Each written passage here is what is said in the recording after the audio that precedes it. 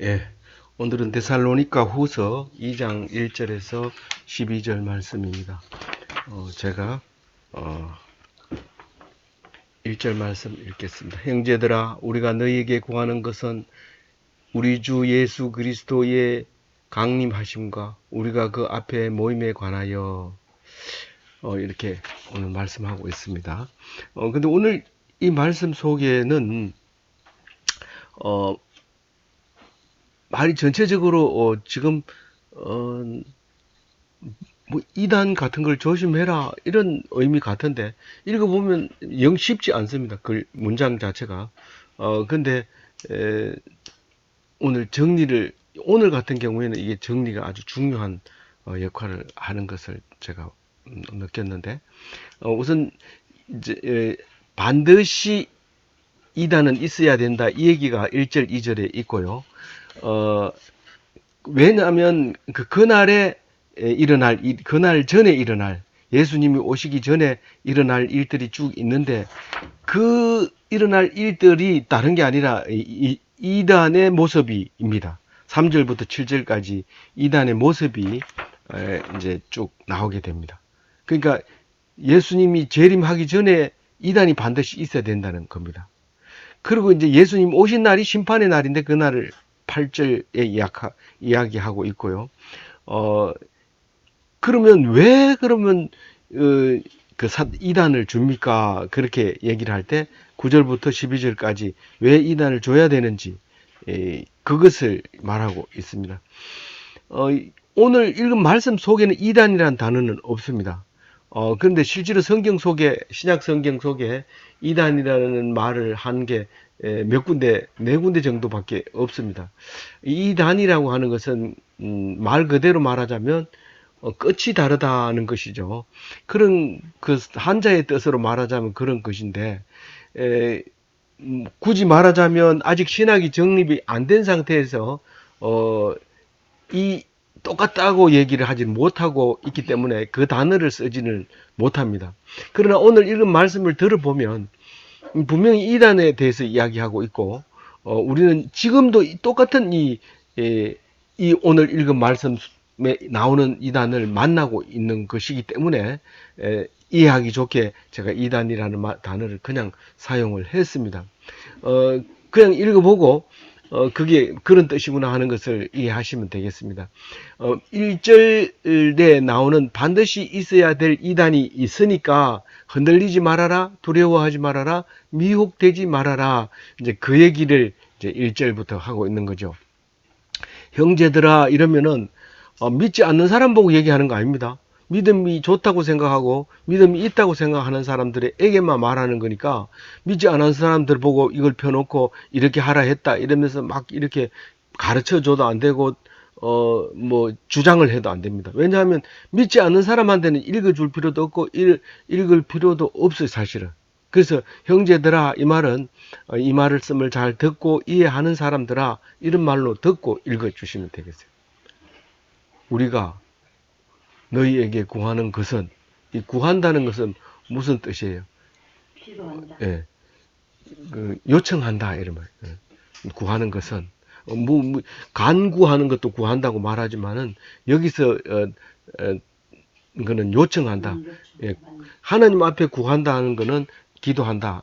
이제 간구한다 이렇게 말할 수 있겠지만은 여기서 구하는 것은 누가 누구에게 바울이 데살로니가 교회 형제들에게 그렇게 요구한다. 뭐를 구하는 그 요청하는 것은 뭐냐면 음, 에, 그 요청하는 것은 그 뒤에 바로 답이 안 나와요. 2절 끝에 나와요. 요구하는 것이 뭐냐면 두려워하지 말아야 한다. 그거예요. 요구하는 게. 알겠죠? 예, 그래서 문장이 길어서 좀 이 집중력이 떨어지면 이게 뭐 앞에 거 놓쳐버리고 뒤에 거 못 끼워 맞추면은 이게 무슨 말인지 못 알아들어요. 근데 이 편지는 그야말로 성경이기 때문에 그 필요한 문장을 거기다 수식을 다 하고 연장을 해버리기 때문에 뼈대를 못 찾으면 헷갈리게 됩니다. 그래서 뭐를 기억해야 되냐면 우리 주 예수 그리스도의 강림하심을 기억해야 돼요. 그리고 우리가 그 앞에 그 예수 그리스도의 강림을 놓고 여기서는 강림이라 했지만 우리는 지금 쓰는 용어가 뭐예요? 재림 얘기하는 거, 재림. 예수님 재림 앞에 우리가 모여서 신앙 공동체를 이루고 있다는 거예요. 그것도 모르고 있을 수도 있어요. 뭐 그냥 복 받으려고 왔는데 그것도 모르는 사람이 있어요. 근데 사실은 우리가 예수 재림 앞에 모여 있는 거예요. 예수님 앞에 재림한다는 그 앞에 이제 모이고 있는데 그런데 뭔 문제가 있느냐 하면 2절에 영어로나 말로나 우리에게서 받았다 하는 편지로나 이 세 가지 경우가 있는데 뭐라고 얘기하느냐 하면 주의 날이 이르렀다고 이렇게 말하는 사람이 있어요. 내가 성령으로 이 성령입니다. 펀유마입니다. 여기서는 영으로라고 얘기했지만 성령의 감동을 받아서 봤는데 4월 25일이 딱 맞더라. 내가 보니까 그날 나에게 가르쳐 주더라. 예수님 오시는 날이 그날이다. 그렇게 한다거나 성경 몇 장 몇 절에 666이 있는데 그게 풀어보면 6월 27일이었다. 이래가지고 그날이라고 말한다거나 이 말로는 이 말은 로고스를 말하는 이 성경을 말하는 거예요. 그냥 뭐 입에서 나오는 죽이고 싶은 대로 죽기는 그런 말 아니고 성경을 말하는 거예요. 말로나 우리에게서 받았다는 편지로나 바울이 지금 데살로니가서를 쓰고 있는데 데살로니가서의 편지에 이렇게 나와 있지 않느냐? 이렇게 하면서 몇 월 며칠이다. 틀림없이 그날을 우리에게 비밀리 이렇게 쓴 거다.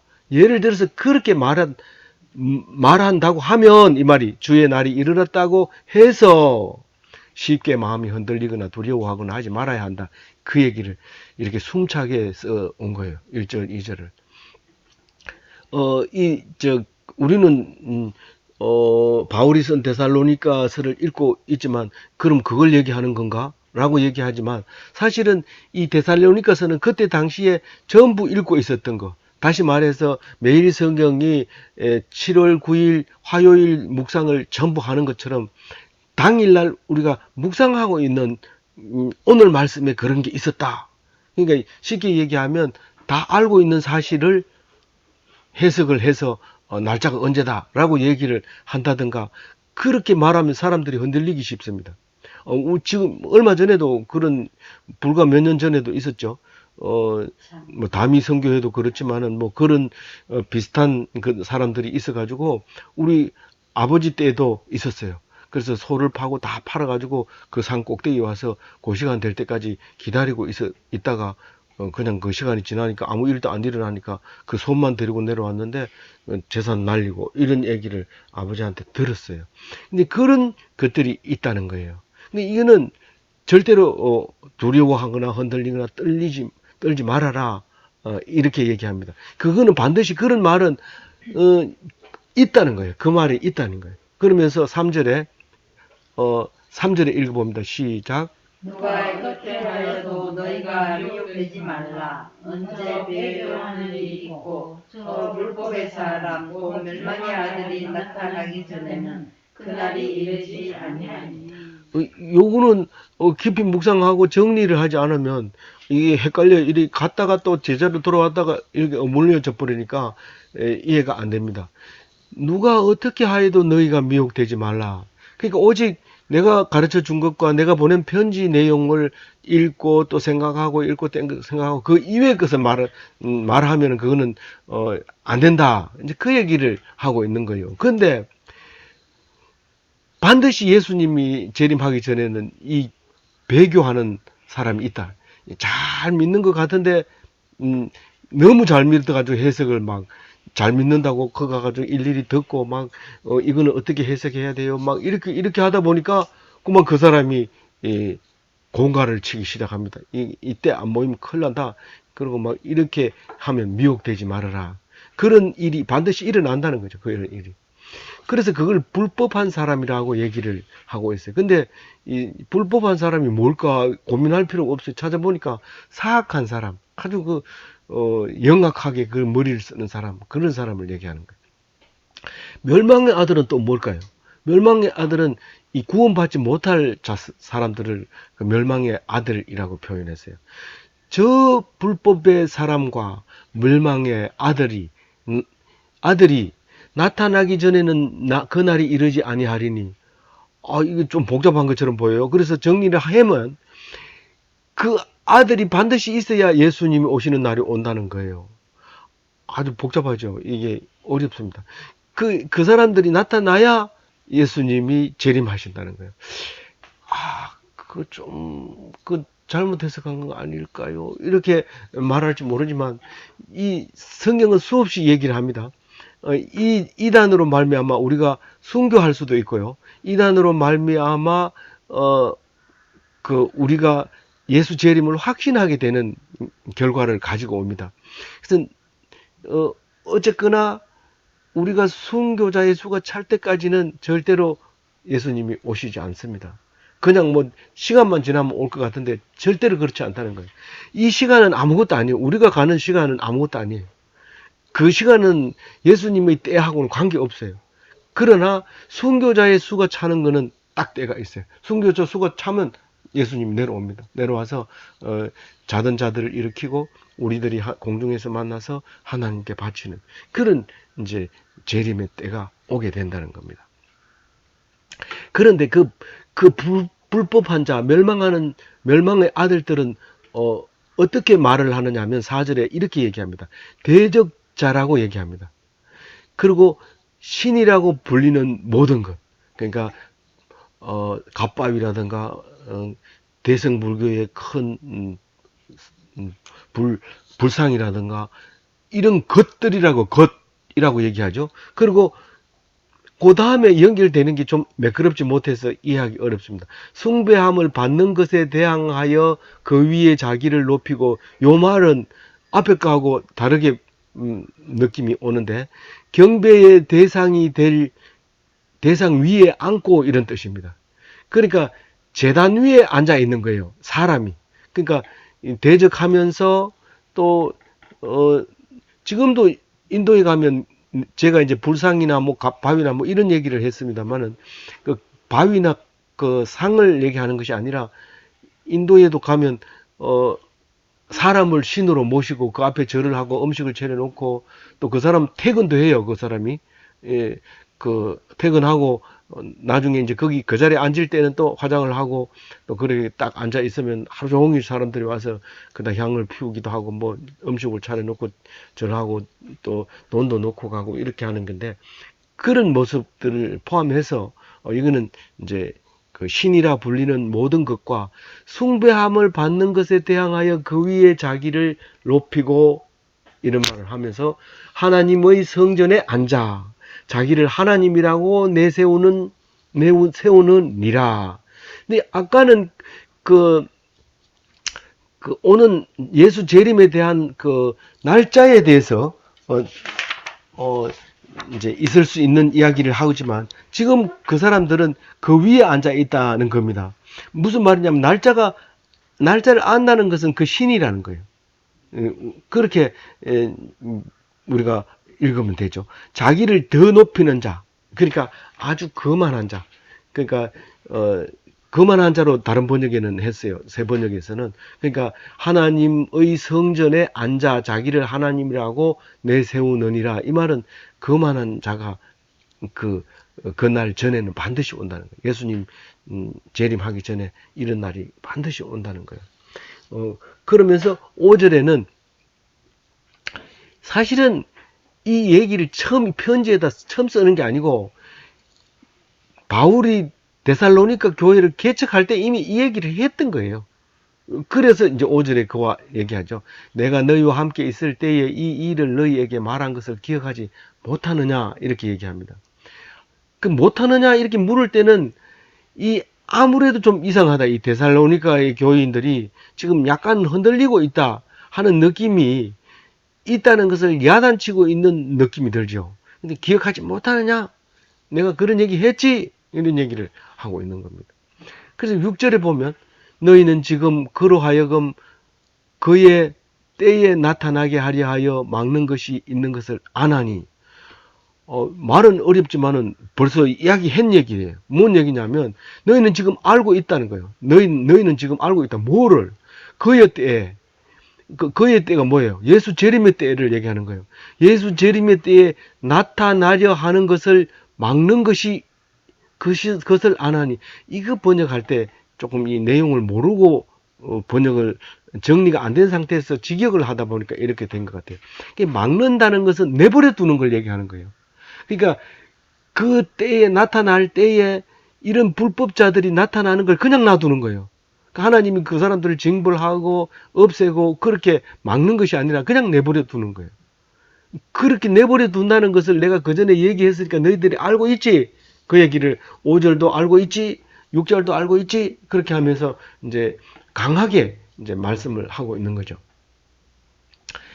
그러니까 7절에 다시 한번 정리를 해서 얘기합니다. 불법의 비밀이 이미 활동하였으나 지금은 그것을 막는 자가 있어 그 중에서 옮겨질 때까지 하리라. 이게 그냥 자세히 안 읽으면 어려운 건데, 불법의 비밀이라는 것은 사악한 자들이 심판을 받는 걸 얘기하는 거예요. 그건 비밀로 해놨어요. 불법한 자들이, 사악한 자들이 그 심판을 받게 되는데, 그 비밀이 이 속에 들어있는 활동, 다시 말해서 그들의 활동, 불법자들의 활동, 그건 벌써 활동하고 있다는. 무슨 말이냐면 이단이 지금 활동하고 있다는 거예요. 그 지금 악한 세력이 지금 활동하고 있단 말이에요. 그런데 지금 그것을 막는 자가 있어. 하나님이 그것을 그대로 하도록 내버려 두는 거예요. 이 내버려 두는 거하고 막는 자하고 영 안 맞는 것 같지만 실제로 번역이 그렇게 돼 있어요. 원어를 보면 내버려 두는다는 말이에요. 근데 이걸 번역을 이렇게 한 거예요. 그래서 그 사람들을 지금 내버려 두는 거예요. 그 중에서 옮겨질 때까지다. 이 말은 하나님 그 재림 때까지를 얘기하는 거예요. 그 중에서 옮겨질 때까지.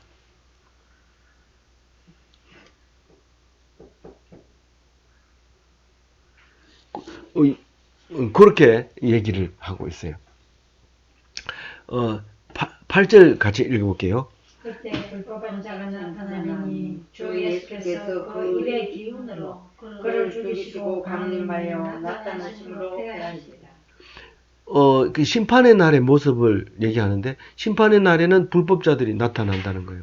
어떻게 나타나요? 그 심판을 받으려면 그 사람들이 나타나야죠. 우리 지금은 몰라요. 지금 똑같이 예배드리고 똑같이 하나님 믿고 할렐루야 하고 통성 기도하고 그런데 그때 딱 되면 나타나는 거예요. 이 색깔이 쫙 보여. 리트머스 종이에 색깔이 변하듯이 딱 이렇게 색깔이 변하니까 나타나죠. 색깔이. 그때 나타나요. 주 예수께서 그 일의 기운으로 그를 죽이시고 그 입의 기운으로. 입의 기운은 이게 πν무마라고 하는 성령을 입의 기운으로 표현했어요. 저는 이게 그 말씀으로 죽이는 건 줄 아는데 원어가 πν무마예요. 그러니까 생명이라고도 하고 성령이라고도 하는 πν무마, 성령으로 그걸 죽이니까 그 사람은 성령 앞에서 꼼짝 못하는 거죠. 불법자는. 그러니까 구원받지 못할 사람은. 그래서 성령으로 그 기운으로 그를 죽이고 재림하셔서 그 사람들을 폐하시리라. 그러니까 다시 활동을 못하게 해버린다 그런 말이죠.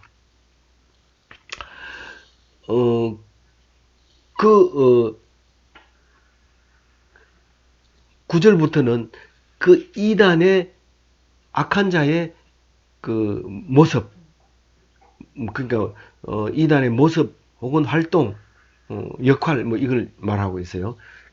끝까지 얘기하고 있는 건데 이단은 어떤 건지 봅니다. 9절 읽어볼게요. 시작. 악한 자의 나타남은 사탄의 활동을 따라 모든 능력과 표적과 거짓 기적과 예. 그러니까 사탄의 활동은 어떻게 나타나느냐 하면은 그러니까 지금 그때는 불법한 자가 바로 색깔로 변하지만 지금 현재는 우리 눈으로 보면 보인다는 거예요. 우리 눈으로 보면 보인다는 거예요. 이거 알아야 되거든요. 이거 9절. 악한 자에 어떻게 나타나냐면 활동이 아주 능력이 있어요. 능력이 있고 또 표적도 있어요. 이 표적은 이제 사인, 표식을 얘기하는 거죠. 뭐 봐라, 이게 그런 표식이 아니냐, 뭐 이 하나님의 능력이 아니냐. 세상에 그 사람이 얘기했는 게 다 맞더라고. 그때 가서 그랬는데 그게 그렇게 맞을 수가 없더라고. 계속 그 얘기를 하죠. 그게 이제 표적이죠. 사인이죠. 그런 표적도 보여주고요. 거짓 기적, 뭐 미라클이라고도 하고 원더라고도 하는 그 기적을 얘기하는 거예요. 깜짝 놀랐는데 사실은 뭐 속임수를 쓰는 거가 있다는 거죠. 그런 게. 또 그렇지 않은 것을 옮겨오기도 하고 이런 것들은 우리가 판단을 하고 구분할 수 있어요. 10절에 보면 불의의 모든 속임으로 멸망하는 자들에게 있으리니 그 불의의 그 속임수는 다른 번역에 세 번역에는 악랄한 속임수라고 얘기합니다. 이거는 너무 심한 거 아니냐. 심지어는 병 고친다 하면서 자기가 소에서 나오는 뭐 그거 내장을 가지고 손에다 넣어가지고 상처를 꺼낸다 하면서 막 이렇게 하고 저 비디오 찍으라 그러고 막 이렇게 그 악랄한 그런 그 불의의 속임을 하는 사람들이 그런 사람이 있다는 거예요. 지금 이 성경이 그 얘기를 이상하게 생각할 거 하나도 없다는 얘기를 하고 있는 겁니다. 그 우리는 보면 알아요. 그런데 막 너희들이 이단이다, 너희들이 교회가 이단이다, 막 이렇게 싸울 때는요. 이런 소리를 해요. 멀쩡히 교회 다니는 집사님이 어느 게 안 까먹이고 어느 게 술 까먹인지 모르겠다. 진짜 가슴 아파요. 예. 이게 구분을 못 하는 거예요. 전부 다 자기가 남보고 이단이라 하니까요. 그들이 진리의 사랑을 받지 아니하여 구원함을 받지 못함이라. 그 사람들은 진리의 사랑을 받지 못한 거예요. 저는요, 사실 이게 그 진리의 사랑을 받지 못한 게 뭔가 생각해 보니까 뭐 여러 가지 있겠지만 저는 이런 생각이 들었어요. 말씀에 좀 묵상하고 말씀에 기쁨을 못 느끼면 이거 아닌가. 이제 그렇게 나름대로 생각하고 그랬는데 이 교회 그렇게 오래 다녀도요. 무슬림도 오직 하나님 한 분이다. 알라 한 분이다. 유대인들도 하나님 한 분뿐이다. 그리고 뭐 전부 자기가 믿는 하나님은 한 분뿐이다. 근데 도대체 그러면 어떤 게 진짜 하나님이냐? 아이고, 그게 아니라 그 사람들이 다 우리 하나님을 모방해서 갔으니까 당연히 그 사람들도 그렇게 얘기를 할 수밖에 없는 거지. 그러니까 그러면 그걸 믿으나 이걸 믿으나 똑같은 거 아니냐? 하나님 한 분이라고 얘기하는 거에 대해서는 똑같다고 얘기할 수 있지만 그 사람들이 누가 모델이 되느냐, 모하마드가 모델이 되느냐 하면 무슬림이 되는 거고 예수님이 모델이 되면 기독교가 되는 거고 그런 건데 그 뭐 모델은 누구든지 간에 그럼 뭐 어떤 게 옳은 거냐? 예수님하고 모하마드하고 어떻게 달라요? 내가 죽어야 돼. 내가 죽어야 돼. 내가 죽어야지 기독교고 내가 될 수 있는 데는 많이 죽이고 죽으면 무슬림이 되는 거예요. 그래도 제일 가까운 게 유대인들인데 유대인들은 무슬림 같이 악랄하지 않고 또 기독교도 사실은 이게 잘못돼 가지고 무슬림하고 충돌을 하면서 엄청나는 악한 짓을 하게 된 거죠. 그렇지만 어쨌거나 구분이 되잖아요. 지금 이단과 이단이 아닌 사람은 보면 알아요. 그냥 턱 내놓고 보면 알 수 있는 턱 내놓고 보면 모르죠. 둘이 막 붙어가지고 싸울 때는 몰라요. 우리 알 길이 없어요. 그러나 조금만 생각해봐요. 그러니까 적어도 일주일만 생각해보면 답이 나와요.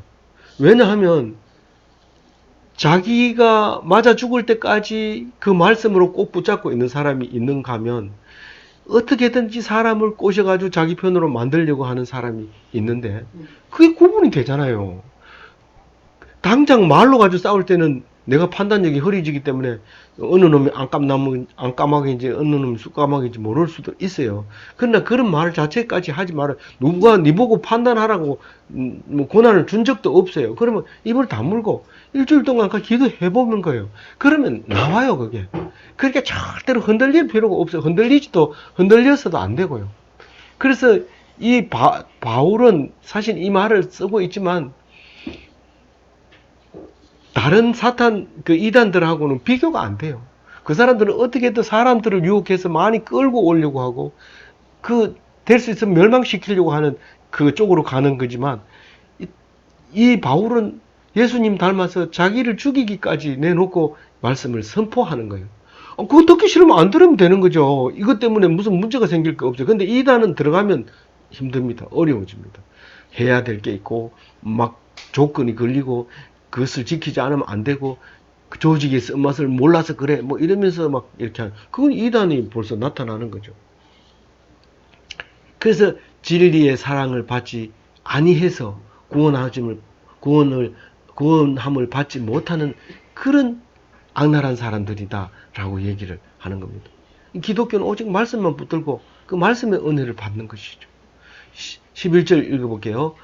이러므로 하나님이 미혹의 역사를 그들에게 보내사 거짓을 믿게 하시며 하나님 왜 이렇게 골치 아프게 이 성경을 볼 때마다 자꾸 이단을 줘서 예수님 당시에도 이단 때문에 고생하더니 그 아버지 때도 고생하더니 우리 때에 와가지고 또 멀쩡히 다니고 있는데 너네 교회는 이단이야 막 이러고 이렇게 얘기하는데 좀 그런 거 없애면 안 됩니까?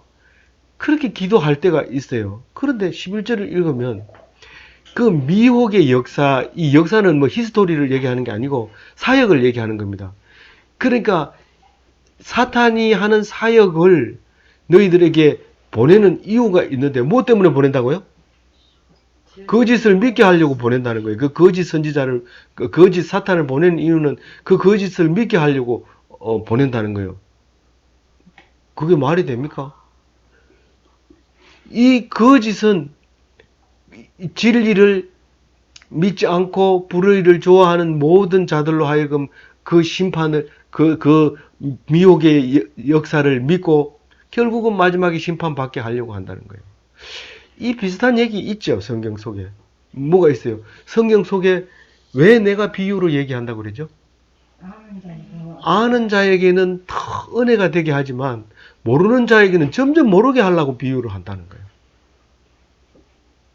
똑바로 얘기해 주세요. 똑바로 얘기해도 안 듣는데 비유로 얘기하면 믿는 사람 그렇게 말씀하니까 머리에 쏙 들어오네요. 정말 감사합니다. 이러지만은 안 믿는 사람은 쟤들이 형제들하고 결혼한대 자매들하고 근친상간이 그리고 이게 이해가 안 되니까요. 이해가 안 되니까 자꾸 엉뚱한 짓을 하고 있는 거예요. 살과 피를 먹는데 식인종 아이가? 이러면서 이해를 못하는 엉뚱한 짓을 하게 되고 처음 교회 가면은 그만 제일 뒤에 앉아가지고 선교사로 보낼까봐 제일 뒤에 앉아가지고 있다가 은혜 받으면 이제 실실 앞으로 가고 그러잖아요. 그처럼 우리는 그 믿지 않는 사람은 슬슬 믿도록 해줘야 되는데 그 정해놓은 게 이제 태초부터 요 뒷장에 넘어가면 태초부터 정해놓은 거예요. 믿음이 있는 사람은 정해놨어요. 그 사람은 뒷자리에서 앞으로 살살살 가지만 잘 믿는다고 앞장서가지고 맨날 뭐 앞장서서 이렇게 하던 사람이 뒤로 살살 가다가 안 나오는 수가 있어요. 그런 거는 그것 때문에 미혹의 역사를 그들에게 보낸다는 거예요. 이 말씀을 꼭 붙들고 나를 태초부터 선택한 불변한 하나님을 기억하면서 나쁜 일을 만나고 억울한 일을 당하면 어떻게 기도해야 돼요? 어떻게 기도해야 돼요? 하나님 심판날을 주시려고 만약에 그 사람들이 없으면 우리는 그냥 구원만 받으면 되기 때문에 심판날 필요 없어요. 그날이 오면 이 사람들은 심판을 받고 우리는 안식에 들어가게 돼 있어요. 그렇게 있는 날이 예수 재림의 날입니다. 그래서 우리는 기다리고 다른 사람은 그날은 없어. 뭐 심판은 무슨 심판이야 이런데 그날은 그게 끝나는 날이에요. 그래서 이 말씀을 꼭 붙들고 기독교인으로 이 삶